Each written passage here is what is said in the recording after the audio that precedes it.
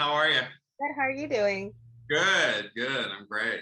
Excited, scared, nervous, excited, all the above. That's great. That's a reminder that we are alive. Exactly, exactly, exactly. Yes, I'm feeling alive at the moment. Great. Well, I'm excited because we get to talk about the returns to Sandusky, Ohio again. Yes, yeah, my hometown. I grew up there. My parents still live on the same street that I grew up in. My two brothers are still there. So it's very much home.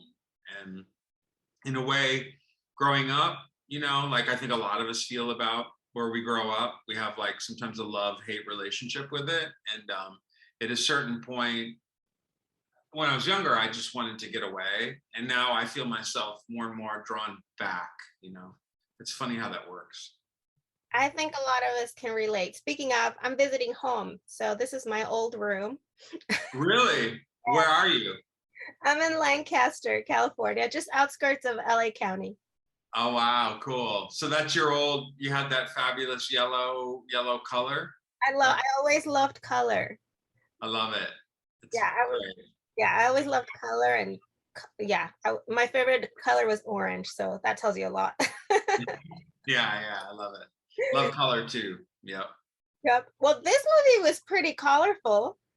Yeah, and it's like kind of the idea was that it was like more muted colors at the beginning, when the character is kind of like has given up and is kind of lost and just passing the time.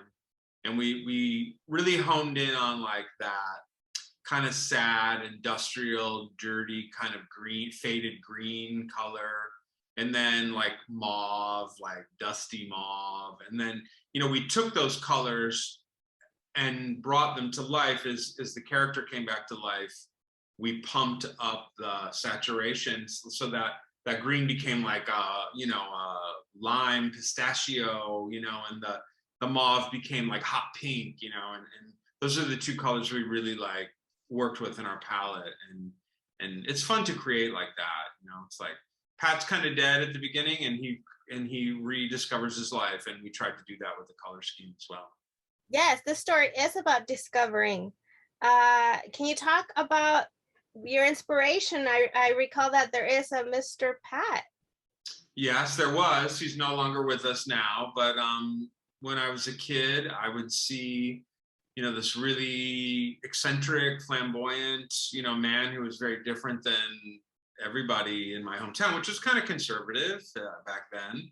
And as I didn't know I was queer at the time, I was like a little kid, but something about him resonated with me, like I related to, because in a way I feel like he was the first like gay person that I ever knew. And here he was just being very confident and being very out loud and proud, in the 1970s when that was not common to say the least, especially in Sandusky, Ohio. So he was like a role model. And I feel like Pat's generation really paved the way and sort of built the gay community. And I feel like I stand on the shoulders of that generation. And I wanted to pay homage to them, by sharing their history. And I think it's important to pass history along, and I wanted younger generations to know what the people that helped create the world for them that they can enjoy, and be more free in, because it wasn't always that way. Right. So you mentioned that this is a love letter to the rapidly disappearing gay culture. You just mentioned. Yes. Yeah. That's the interesting thing, is that, a lot of small towns and big cities too, have gay bars and gay establishments. Back when I was young, we needed to go to places like that because you couldn't dance with a guy or hold hands or kiss your boyfriend or anything. You'd get beaten up. And so we needed like the Fruit and Nut, which is the gay bar in my town, to be able to be ourselves. And luckily, as time has gone by, not everywhere, but even in my hometown, now there's gay pride flags everywhere, and guys can hold hands, and people are not really gonna bat an eye anymore, which is kind of mind-blowing to me because it's so different than when I was a kid. But since we can be more free in that way, and also I think because of technology like apps and stuff like that, places like the Fruit and Nut are going out of business. They're becoming extinct. And, you know, because especially like the younger generation doesn't need them, I guess, and older generation too, I don't know.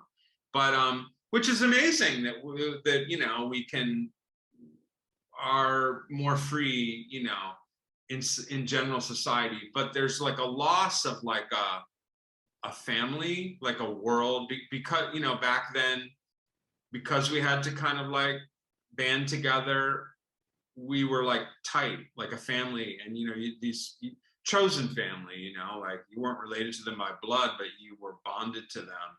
And that, you know, it was fun, you know, fun parties and fun friends. And now it's just like that family's kind of dissolved, you know.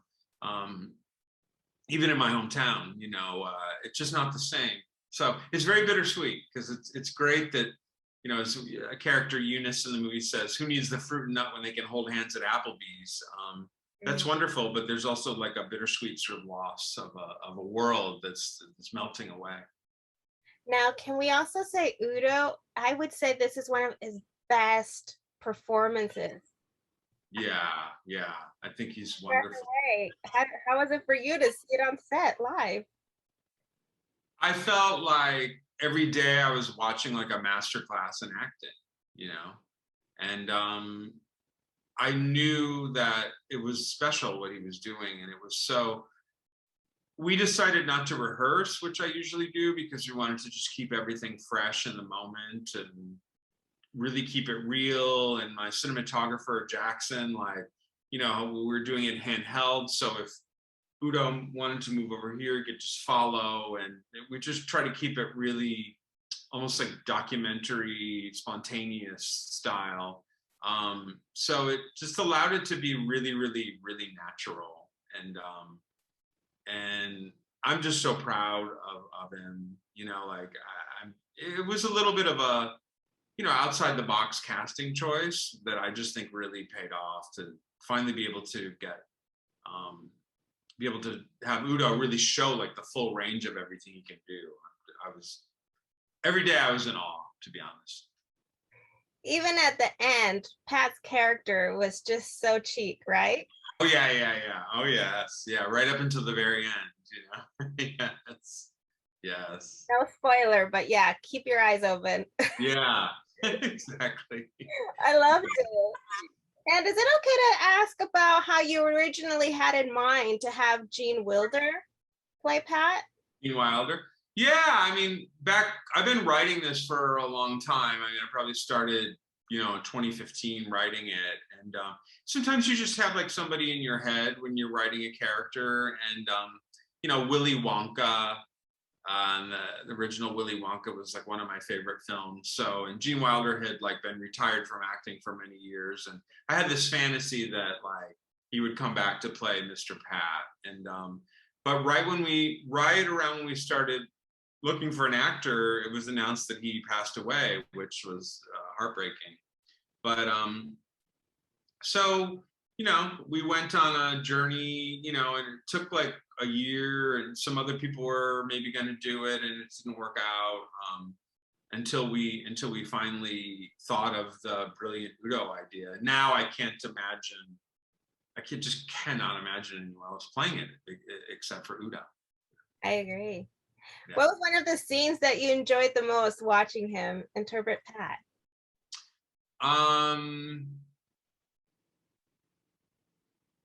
I think when he was dancing, you know, there's a song by Robin, that Dancing on My Own, that plays, which is like one of my close, like nearest and dearest songs to my heart. And just seeing Udo dancing with everyone from my hometown, Jim Abergafall, who's from the Supreme Court case, grew up a block away from me, and he's in there, and just all my friends. And you know, especially in light of COVID too, like it just looking back, it's like I miss that. I miss, you know, being with everyone and dancing and just free. And so that, while it was happening, that was one of my favorite moments. And now looking back when I see the film, it just makes me both like happy and sad because of the way the world is at the moment, you know. So that's one of my favorites. So for most of a lot of your films, it is about self-discovery. Yeah, I'm working my shit out, you know. I'm working my issues out. I'm still trying to accept my, or, you know, fully like, you know, embrace myself or whatever. But yeah, self-discovery, yeah, like learning to love yourself for who you are, learning to rediscover your dreams and your purpose, you know, in the case of Swan Song. I hadn't made a movie for like more than 10 years before I made this. So I almost like didn't know if I could, I almost felt like I was folding napkins in a way and didn't know if I could do it anymore. I was sort of just passing the time. And so writing the script was a way of like telling myself, like, you could still do it. You can still do what you love. And life is short. And you better do it now because like it all goes by really fast. And, you know, dance while you can kind of thing, you know? So now we know where the folding napkins comes from. Yeah, yeah, exactly. But that was actually from the real Mr. Pat too. You know, I did a lot of research, talked to his family and all of his friends and stuff. And after he passed away, they went through all his stuff, and it was suitcases and boxes like filled with these napkins, which it's just kind of sad. But I mean, he was someone that always was doing something with his hands, you know, like he was always creating these brilliant hair creations or gardening or making ceramics or painting. And it's almost like at a certain point, he lost purpose of what to do with his hands, but yet his hands needed to keep moving, you know what I mean? Like almost like OCD. So he's just doing like this white noise kind of like nonsense just to pass the time. And finally, he realizes, like, he's confronted with like that he's been doing this, and that's pretty much when he decides to leave, you know. It's like, what am I doing? What have I been doing? I'm not doing what I love. I'm just like existing. And so that's me, you know, that's me talking through the character, working my issues out through my scripts, which I think that's where, you know, I'm a film teacher, and I always say, like, write what you know and take your broken heart and turn it into art, and which Carrie Fisher once said. And so, yeah, I think the best stories are when they're personal and you're putting yourself in your work. For sure. And has his family been able to watch the movie? His partner? His partner's gone. I mean, he's been gone for a long time. Yeah, but his sister's still around. I think she's going to see it next week. His niece Sarah, who is one of the biggest people to help us in the film, she's seen it and loved it. But I'm going to be going home to my hometown next week and like seeing it with a bunch of those folks. So that'll mean the world to me, you know. What a way to celebrate your hometown. I applaud you. Yeah, I love my hometown. Yeah, it's great. That's awesome. Be proud. Thank you. Well, thank you so much, Todd, for your time. And I'm glad that you took the initiative to finally bring a film and you came back with a bang. So I like that. You totally did. I love the film. I'm gonna watch it again. I confess, I did pause and rewind several times, so it took me a long time to watch the screener, not because I disliked it, no, because I loved it and wanted to see that scene again. Oh, I love that. That's awesome. Cool. Thank you. Yes, and I felt great. I felt great after watching it, so definitely people are going to be feeling nice and fuzzy afterwards. Yeah, cool. Thank you, Nancy. You're nice welcome. talking to you.